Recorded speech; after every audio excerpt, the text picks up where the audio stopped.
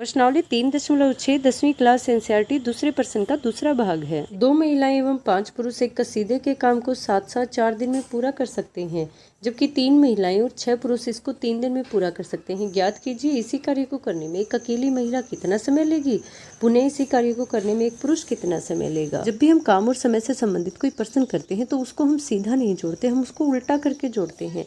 जैसे मान लीजिए कोई ए है, वो 4 दिन में किसी काम को करता है, बी उसी काम को 3 दिन में करता है।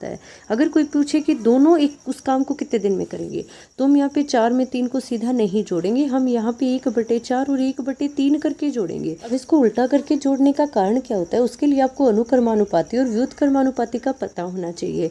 अनुक्रमानुपाती का मतलब होता है कि एक के बढ़ने से दूसरा बढ़ जाए और एक के घटने से दूसरा घट जाए। जैसे मान लीजिए मैं किसी दुकान के ऊपर सामान लेने गई हूँ, मैंने वहाँ 2 किलो चीनी ली है।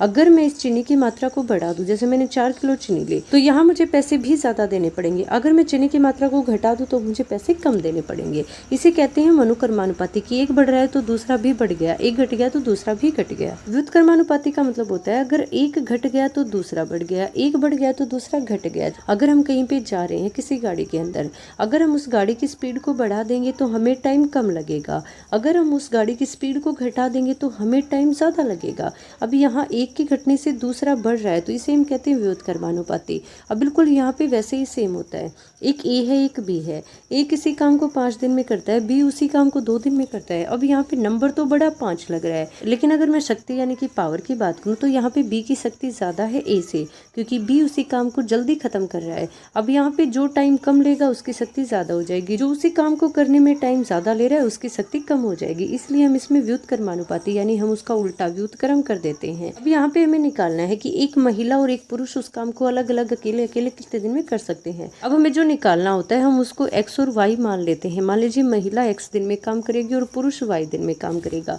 अब इसने क्वेश्चन में क्या रखा है कि 2 महिलाएं और 5 पुरुष उस काम को 4 दिन में पूरा करते हैं, तो यहाँ पे 2 की गुना नहीं होगी x के साथ, 2 भाग में आएगा। ऐसे ही फिर 5 पुरुष हैं तो 5 की गुना नहीं होगी y के साथ, 5 भाग में आएगा।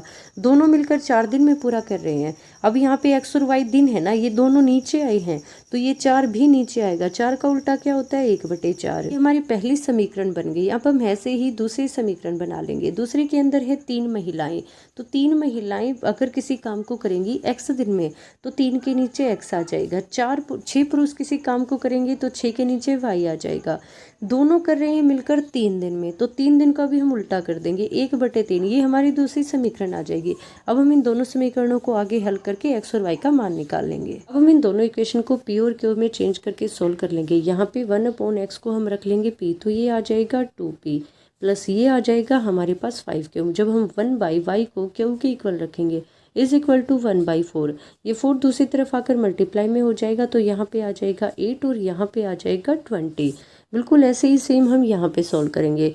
ये आ जाएगा हमारे पास 3p प्लस ये आ जाएगा हमारे पास 6q इज इक्वल टू 1/3। ये 3 इस तरफ आकर मल्टीप्लाई में हो जाएगा, यहाँ पे आ जाएगा 9p, यहाँ आ जाएगा 18q इज इक्वल टू 1।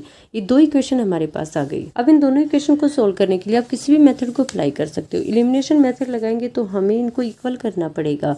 यहाँ पे अगर मैं इसकी मल्टीप्लाई 9 से कर दूँ और इस पूरी इक्वेशन की मल्टीप्लाई 8 से कर दूँ तो ये 9 8 72 दोनों तरफ इक्वल आ जाएगा। 9 8 72p आ गया। फिर 9 की 20 से मल्टीप्लाई की तो ये हमारे पास 180 क्या हुआ आ गया इज इक्वल टू 9 की 1 से मल्टीप्लाई की तो ये हमारे पास 9 आ गया। बिल्कुल ऐसे ही सेम यहाँ पे है, 9 की 8 से मल्टीप्लाई की 72p आ गया। 8 की 18 से मल्टीप्लाई की प्लस 144 क्या हुआ आ गया इज इक्वल टू 8 की 1 से मल्टीप्लाई की तो यहाँ पे 8 आ गया। हम इस इक्वेशन को सोल्व कर देंगे तो ये माइनस का ये भी माइनस का ये भी माइनस का निशान बदल देंगे, ये पूरा कैंसिल आउट हो गया। जब हम 180 में से 144 को माइनस करेंगे तो यहाँ आ जाएगा 36q इज इक्वल टू 9 में से 8 को माइनस करेंगे तो 1 आ जाएगा। 36q is equal to 1, Q की वैल्यू आ जाएगी 1/36, क्योंकि 36 दूसरी तरफ जाकर डिवाइड में हो जाएगा।